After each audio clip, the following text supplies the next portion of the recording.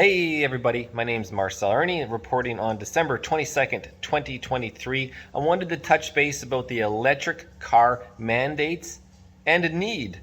And just to jump right in this article from the Toronto Sun, despite multi-billion-dollar subsidies and government efforts to promote EV adoption, consumers are not embracing them. In Canada, only 6.5%, which is 98,500 of the 1.5 million new vehicles sold in 2022 were electric.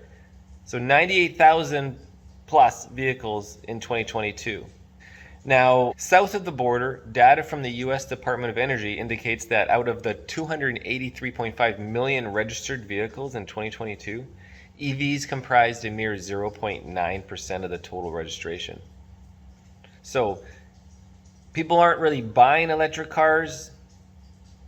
Obviously, we got the blood battery issue, but regardless of all the issues and the totalitarian practices of the government, people still don't want EV vehicles. They're not there. The technology's not there. The batteries are a big problem. The mining of the batteries, using the diesel oil to mine the batteries, the people in Africa mining the batteries on the backs of their blood, on their backs, literally. And then the car manufacturers can't sell them, so they don't want to invest in them. So Ford, for example, is delaying the construction of $12 billion worth of EV production facilities, citing a lack of consumer demand. Same as General Motors is abandoning the goal of producing 400,000 EVs by 2024 due to lower than expected sales. So let's kind of go back to the top of the article here again, why North American electric vehicle mandates are destined to fail. And so according to the Trudeau government will soon unveil regulations meant to phase out the sale of new internal combustion vehicles and compel Canadians to buy zero-emission vehicles. The Biden administration is also mandating a similar shift. These initiatives, however, overlook two realities. Consumer preferences are not easily swayed by top-down government directives, and the unrealistic timeline for minerals crucial for electric vehicles raises serious doubts about the likelihood of success.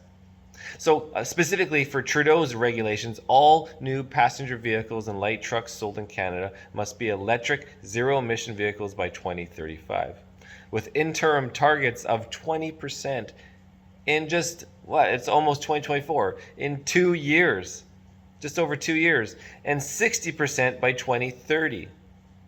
So in 6 years, 60% by 2030. And the Biden administration has mandated that 2/3 of the new vehicles sold in the US must be electric by 2032. So then you have like 8 years. Okay, so let's go back down to where we were. But even in the unlikely scenario of sudden shift in the consumer preferences, production site barriers loom large. For example, the extraction, mining of lithium, nickel, manganese, cadmium, graphite, zinc, and other rare earth elements necessary for EVs requires a rapid and marked expansion. According to a recent study by the International Agency to meet international EV adoption mandates, including Canada and the US, by 2030, the world would need 50 new lithium mines. And I believe Chinese, the CPP, has 16 of 18 mines total for my previous blood battery videos. 60 new nickel mines and 17... Oh no, I was thinking cobalt mines, sorry. And 17 new cobalt mines. So you need to double the amount of cobalt mines. From 18 right now, 16 owned by CPP, with 17 new. 50 new mines for cathode production, 40 new mines for anode materials.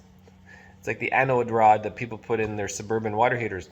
90 new mines for battery cells and 81 new mines for EV bodies and motors for a total of 388 new mines worldwide. For context, in 2021, there were only 340 metal mines operating in Canada and the US.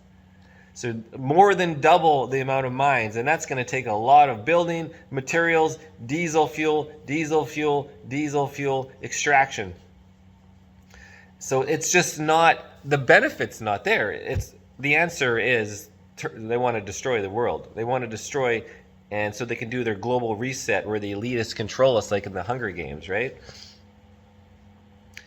And historically, the development of mining and refining facilities has been slow. Production timelines range from 6 to 9 years for lithium and 13 to 18 years for nickel, two elements crucial for EV batteries.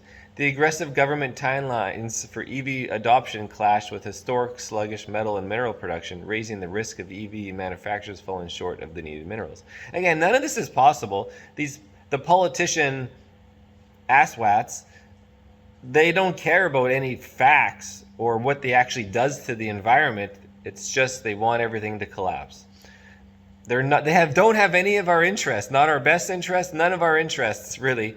It's only their personal globalist interests, the WEF, the UN, the reset. Let's break us down to depression, to we can't feed ourselves, and then the suckle of the teat of the government will then pay for everything, take for full control to try to save you from your full-on catastrophe, and that's how the reset could happen. Not only are consumers resistant to top-down regulations, but the ambitious short-term EV adoption mandates in Canada and US are on a collision course with the reality of metal and mining production capacity. Simply put, it's not all clear that sufficient capacities will be available to produce EVs to achieve the mandates being imposed on Canadians and Americans, nor is it clear consumers in either country are willing to spend their own money to purchase them, as opposed to being the vehicle being 80% subsidized by all the taxpayers. So that guy driving around that $200,000 electric EV, nice luxury Lexus EV or whatever, well, the taxpayers paid for $150,000 of that, or $100,000 plus. Anyways, that's the full report on the Star, guys. Figured you guys could take a listen on it.